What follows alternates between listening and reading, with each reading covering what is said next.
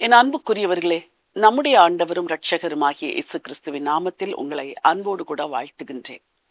இந்த உலக வாழ்க்கையில் உங்களுக்கு பிரச்சனைகள் வரும் பொழுது, அந்த பிரச்சனைகளை தீர்த்து வைக்க யாராவது ஒரு மத்தியஸ்தர் வேண்டும் என்று நினைப்பீர்கள்.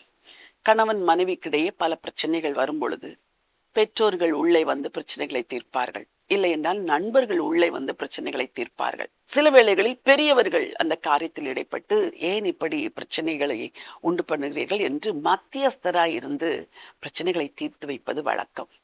உங்கள் வீடுகளில் கூட எவ்வளவு பிரச்சனைகள், நடுவிலே வந்து பேச மத்தியஸ்தர் இல்லை. ஆகவே கவலையோடு இருக்கிறீர்கள்.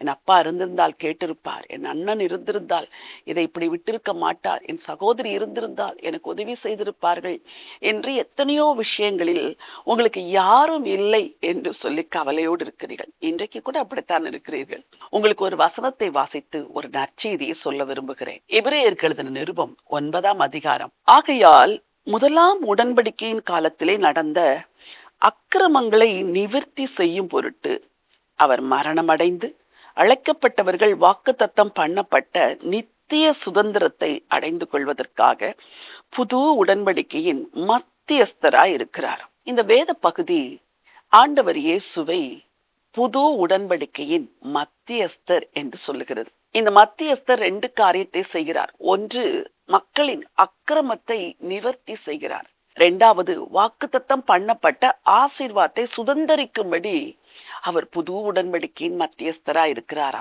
இவர் பாவங்களை நிவர்த்தி செய்கிற மத்தியஸ்தர், வாக்குத்தத்தம் பண்ணப்பட்ட நித்திய ராஜ்யத்தை சுதந்தரிக்க வைக்கிற ஒரு மத்தியஸ்தர்.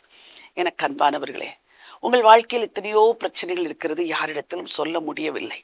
இந்த ஆண்டவர் இயேசு இன்றைக்கு உங்களுக்கு மத்தியஸ்தராய் வந்து நிற்கிறார். ஒருவேளை நீங்கள் நினைக்கலாம், என் பிரச்சனை மிகப்பெரிய பிரச்சனை, நான் தவறு செய்து விட்டேன், ஆகவேதான் இப்படி தண்டனை அனுபவிக்கிறேன், இதற்கு யாரும் வந்து மத்தியஸ்தம் செய்ய முடியாது என்று நினைக்கிறீர்கள். ஆனால் இங்கே வசனம் சொல்கிறது, அக்கிரமத்தை நிவர்த்தி செய்யும் பொருட்டு அவர் மத்தியஸ்தராயிருக்கிறாராம். 2 குடும்பத்தில் ஒரே பிரச்சனை நடந்தது.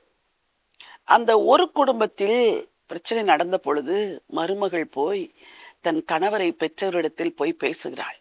உங்கள் பையன் இப்படியெல்லாம் எனக்கு துரோகம் பண்ணுகிறார், தயவு செய்து நீங்கள் ஏதாவது பேசி அவரை என்னோடு கூட இணைத்து வையுங்கள் என்று சொன்னாலும் அவர்கள் சொன்னார்கள், அவன் ஆண்மகன், அப்படித்தான் செய்வான், உனக்கு விருப்பமானால் அவனோடு சேர்ந்து வாழ், இல்லை என்றால் ஓடிவிடு என்று சொன்னார்களாம்.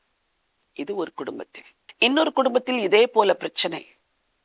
அந்த குடும்பத்தில் மனைவி கோபித்துக் கொண்டு தாய் தகப்பன் வீட்டிற்கு வந்து விட்டாள். அவள் தன் பெற்றோரிடத்தில் சொன்ன காரியங்கள் எல்லாம் புருஷனை குற்றப்படுத்தி சொன்னாள். ஒரு நாள் புருஷன் வந்தான் வீட்டிற்கு. அத்தை, மாமா, நீங்கள் அவள் சொல்வதைத்தான் நம்புகிறீர்கள், நான் உண்மையை சொல்லிவிட்டு போக வந்தேன். அவள் இப்படியெல்லாம் நடக்கிறாள், இப்படியெல்லாம் அவளுடைய செயல்கள் இருக்கிறது, இப்பொழுது சொல்லுங்கள், தவறு என் மேலா அவள் மேலா என்று. பெற்றோர்கள் சிந்தித்தார்கள்.